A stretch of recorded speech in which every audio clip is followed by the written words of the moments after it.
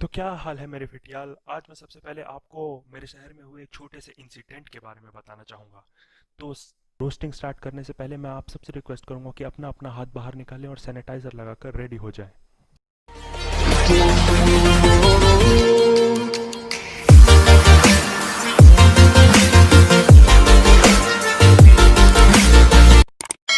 तो गाइस, जैसा कि आप सबको पता है कि लॉकडाउन 8 जून को ख़त्म हुआ और हम सब ने अपने छोटे चेतन को इस ही के लिए रेडी करके रखा था।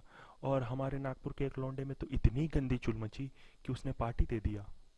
समझ रहे हो, सीरियसली उसने पार्टी दे दिया। मतलब कि कोरोना और बाबासीर में कोई फर्क ही नहीं रह गया है अब। मतलब यहाँ लोग अपने सोना बाबू से मिल नहीं पा रहे हैं और लोग पार्टी दे रहे हैं। लोग यहाँ संडास में बैठ के नशे कर रहे हैं और लोग पार्टी दे रहे हैं। चलो यार, लेकिन पार्टी तक तो सब कुछ ठीक था। चलो यार, पार्टी तो सब करते हैं, पार्टी तक तो सब कुछ ठीक था। लेकिन बहनचोद, उस पार्टी में गए हुए 70 लोग कोरोना पॉजिटिव, जिनकी वजह से 700 लोगों को क्वारंटाइन किया गया। शाबाश, तुम्हारे जैसे लोगों की वजह से नागपुर 89% रिकवरी रेट होने के बाद भी ग्रीन जोन में नहीं जा पा रहा है। शाबाश गाइस, ऐसे ही चलता रहा तो हम सब घर में ही पड़े रह जाएंगे और मुझे वीडियोस पे वीडियोस बनाने पड़ेंगे। अब सुबह सुबह ये न्यूज़ देखते ही मेरा किशोर अवस्था से बाल अवस्था में आ गया और मेरा मुंह सड़े हुए टमाटर जैसा हो गया। तो गाइस, चलिए हम अपनी आज की वीडियो स्टार्ट करते हैं। तो हम आज एक बार फिर से बैक बेंचर्स की तशरीफ में अपनी उंगली घुमाने वाले हैं। तो चलिए गाइस, बचे हुए बैक बेंचर्स के जल्लादों की फिटियाली नापते हैं। काव्य Singh roll number 40। Present sir. तुम तो घर ही बसा के बैठे हो यहाँ। ये इंसान पंजाब में बैठ के बिहारी बोल रहा है। अब ये यहाँ कैसे आया, इस पे मैं एक छोटा सा गैस लगा सकता हूँ।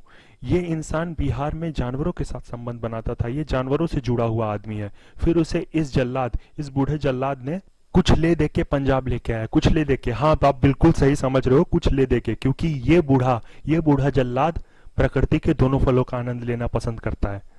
अब जिनको नहीं समझ में आया उनके लिए शॉर्ट में टपाटप टपाटप टपाटप। Dinesh Gupta roll number 41। अरे ऐसे स्कूल में आता कोई लंबा लंबा बाल, यहाँ का आईपीएल का मैच देखने आया तुम। अरे बाल का नहीं कटा। पापा नहीं इस टीचर को इन लौंडों की बड़ी बड़ी दाढ़ी, बड़े बड़े बालों से कोई दिक्कत नहीं है। लेकिन एक कौला सा लौंडा अगर थोड़े से बाल बढ़ा ले तो इसकी गांड में चुल मच जाती है। हिपोक्रेसी की भी सीमा होती है। अगर तुम टीचर हो तो सबके लिए नियम बराबर रखो ना यार। मतलब एक को तुम स्पेशल प्रायोरिटी दे रहे हो, एक को तुम नहीं दे रहे हो, तो उसके पिछवाड़े में तो चुल मचेगी ना, मचेगी ना। इसलिए मैं तुम्हें यहीं पे छोड़ता हूँ। प्लीज प्लीज ऐसे हिपोक्रेसी मत दिखाया करो यार, सुधर जाओ जानवरों से जुड़े हुए इंसान। भाई, कुत्तों की तरह क्या सूंघ रहा तू? भाई ऐसा लग रहा है दूसरी क्लास की लड़कियां आ रही हैं हमारी तरफ। तेरा बाप भी आ रहा है सामने। लड़की के चक्कर में ये इंसान सच में कुत्ता बन गया। मतलब ये सूंघ के ये नहीं बताता कि लड़की आ रही है, ये भी बता देता है कि दूसरे क्लास की है। मतलब इतना इतना टैलेंटेड जानवर इस सड़े से स्कूल में, इस चूते से स्कूल में क्या कर रहा है? इसको तो सीआईडी में होना चाहिए, और सीआईडी में नहीं तो कम से कम पुलिस में तो होना ही चाहिए। ये कितना काम आ सकता है, और ये जानवर तो बोल भी सकता है। अगर कोई पुलिस वाला या फिर कोई सीआईडी वाला ये वीडियो देख रहा है तो प्लीज प्लीज इस जानवर को कोई नौकरी दो, प्लीज प्लीज। ये देश का कितना भला कर सकता है अपनी इस सूंघने की असीम शक्ति से। अब हम अगले रोमांचक सीन की तरफ चलते हैं।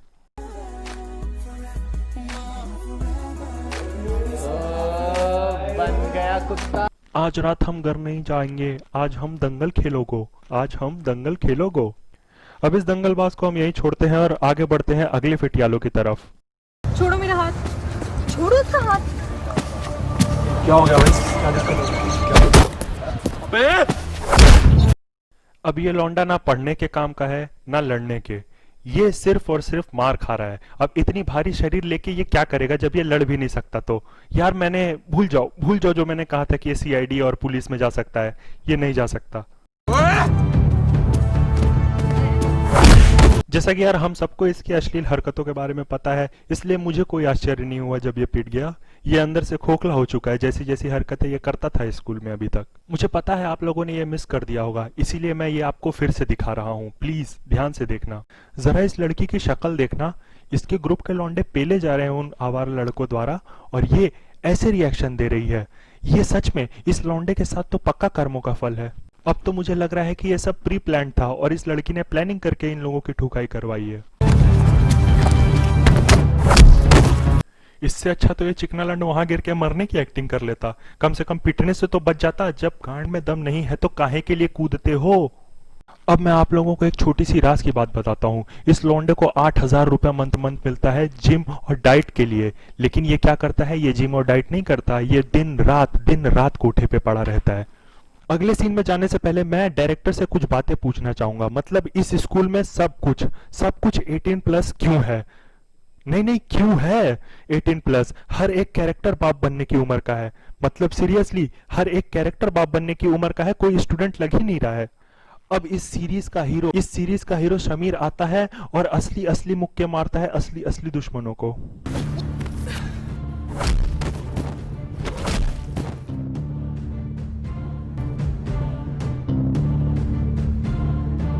भाई ये सब तुम्हारे बस की बात नहीं है। मैं तुमसे हाथ जोड़ के विनती करता हूँ, तुम ये सब छोड़ो। तुम सिर्फ और सिर्फ आयशा पे ध्यान लगाओ और उसके छोटे भाई को पुटियाओ। बस भाई तुम यही करो। ये दाढ़ी वाला इंसान असल में समीर का दुश्मन नहीं है, असल में ये समीर की गहराई नापना चाहता है और आयशा इसके बीच में आ चुकी है।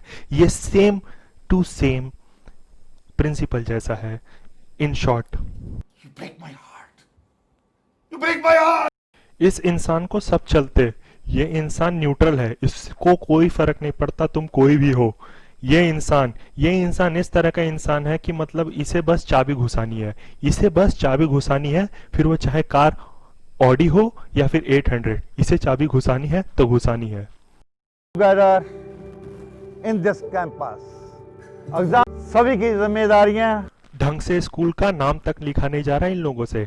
थोड़े से और पैसे खर्च कर लेते यार। मैं डायरेक्टर साहब से पूछना चाहूंगा यार, क्या मजबूरी थी आपकी जो इतने कम बजट में आपने वेब सीरीज बनाई? अरे 1-2 की किडनी निकाल के बेच देते, कम से कम एक अच्छा बजट तो आता।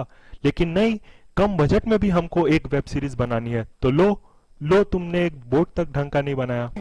इस स्कूल से टॉपर ही नहीं बल्कि क्रिएटिव और ईमानदार इंसान निकले।